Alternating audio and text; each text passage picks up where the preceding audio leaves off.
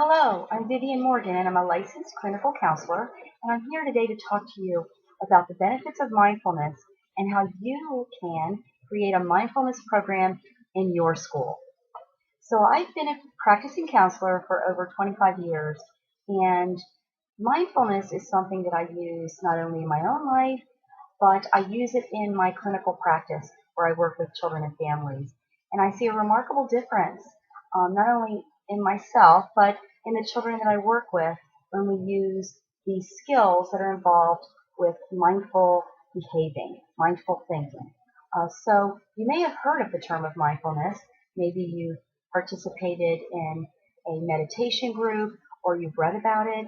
But mindfulness is the ability to be aware in the present moment of how you're thinking, feeling, behaving, and sensing the sense of your body and what it's feeling in any given moment. And while you're aware of that, being non-judgmental about whatever arises. And oftentimes, mindful activities involve this awareness paired with some breathing. So you're combining this understanding of self with a pause to be able to do that check-in and dive in to see how you're really doing. So the benefits of mindfulness are great, and they're still conducting a lot of research, and it's fascinating. But what we do know is that mindfulness can help with attention span. It can help with an improved sense of well-being.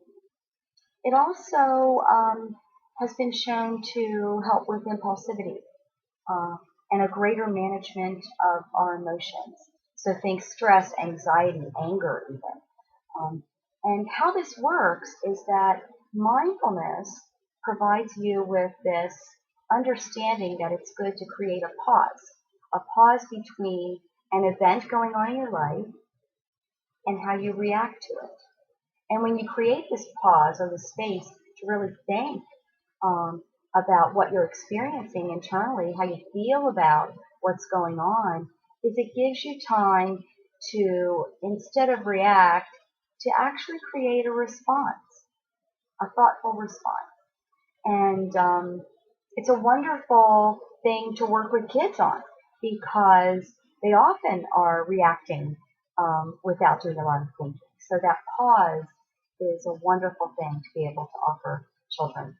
And not just children, it's wonderful to offer teachers who very often are in just a reaction kind of mode. They're presented with things they have to react to and respond to instantaneously, not just in the classroom, but as they interact with each other in a school. There's lots of input happening in school, and this gives the person, the practitioner, the person using mindfulness, a moment to just take a break and do a little bit of self-check-in. And it doesn't have to last very long. It can last from 1 to 5 minutes. So it's a fairly simple tool to use. So having spoken about what it is and its benefits and the ease of using it, I need to say that it's not necessarily easy to do. And what I mean is that if you think for a moment, well, sure, I am always thinking about how I'm feeling and how I'm reacting in the moment, and I'm really not aware of that being a problem for me.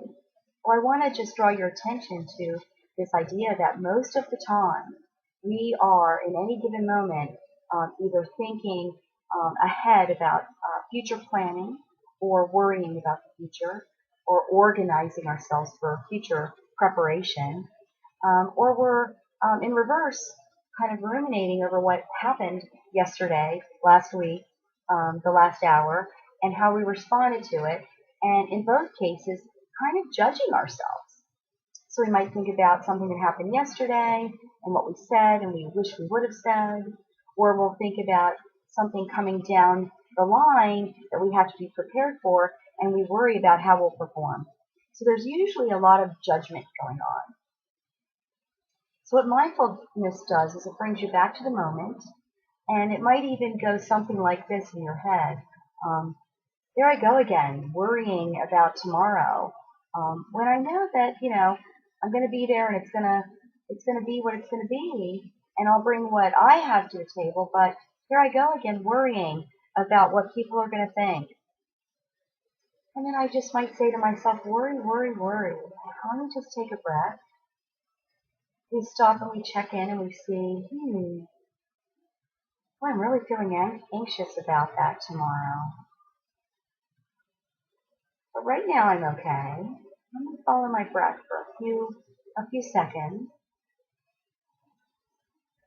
And then we use these skills we know of, which is counting the breath, counting in to the count of 4, holding the breath, and then counting on the exhale to 4. And we do that a few times, and then we kind of come back to this place where we're okay right now. And the truth is, at any given time, most of us are okay right now. And you can see there how it allows you to pause and think about a response versus reacting. And it gives kids a chance to think about their response and without reacting and how they're feeling about themselves.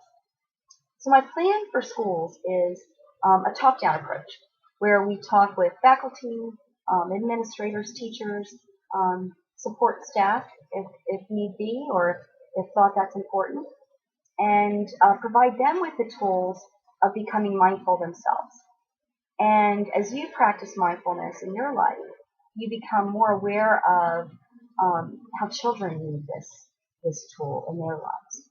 So there's this top-down kind of approach. So it starts with maybe an in-service or a training of teachers and faculty around the awareness, as well as what anxiety looks like in children and stress in children, because basically mindfulness is activating a relaxation response. And we need that to combat stress. So I'll let you know in a workshop just what stress looks like in children. There's also this idea that at your school you could have Team Mindful, which is a group of 3 or 4 professionals, your teachers or paraprofessionals, who would like to learn more about mindfulness and would like to bring it to your school at large. And with Team Mindful, I meet with them either virtually or in person for an hour for the first 3 months, and then we'll see how it goes thereafter. And we actually talk about what that would look like in your school. Would it look like a morning announcement that select kids read to the students? Does it look like a mindful activity that gets passed down from this team to the teachers that they can do in the classroom, during homeroom, or during health class, and then give feedback to the committee, this Team Mindful, as to how it went over? Perhaps it looks like a newsletter that goes home, and that's another part of this a la carte package, that there's a newsletter that goes out with the benefits of mindfulness and a mindful activity. And this can go out to parents and teachers once a month. And that's something that you can contract with me to receive. I also have some free videos, 1-minute mindful activities that can be done in the classroom or at home, that you can provide a link to your teachers and to your parents via a newsletter that you might have or an email that you send out. So these are all part of this idea of the top-down approach, where we all have an understanding of what mindfulness is and the benefits of mindfulness, and we have an idea of how we want to bring it to the people that we care about, to bring it to not only our own families, but to the children that we work with and serve every day. This idea of a pause and this idea of a check-in, and there are many, many different mindfulness activities that can be done with students. So I'm going to give you a preview of one, for instance. So a lot of mindfulness activities have to do with the breath because it helps us regulate the heart. And so we want to slow down the out-breath. So there's lots of activities that we do that help slow down the breathing that helps us regulate the body. Okay? So I'm going to give you one activity right now, and you can do it along with me. And this is called the starfish breath. So we extend our hand, and with the other hand, with our pointer finger, we're just going to trace the outline of the hand. So you can just go through and trace the whole hand for a minute. Have a tingly sensation. And now we're going to start with the base of the thumb, and we're going to breathe in and breathe out. And once again, breathing in, holding the breath for just a couple seconds, and breathing out. Once again, breathing in, holding, and slowing it down. And holding again before the next inhale. Holding, pausing, holding, and now go ahead and check in with yourself and see if that didn't just slow your reactions down a little bit. So that's an example of a mindful activity that I might do via video or via a newsletter to your teachers and to your parents.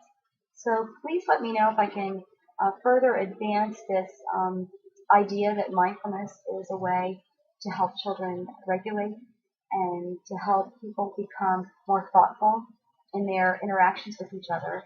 And if I can do so, I'd love to work with you and your school and your parents and your children. I look forward to hearing from you. Take care.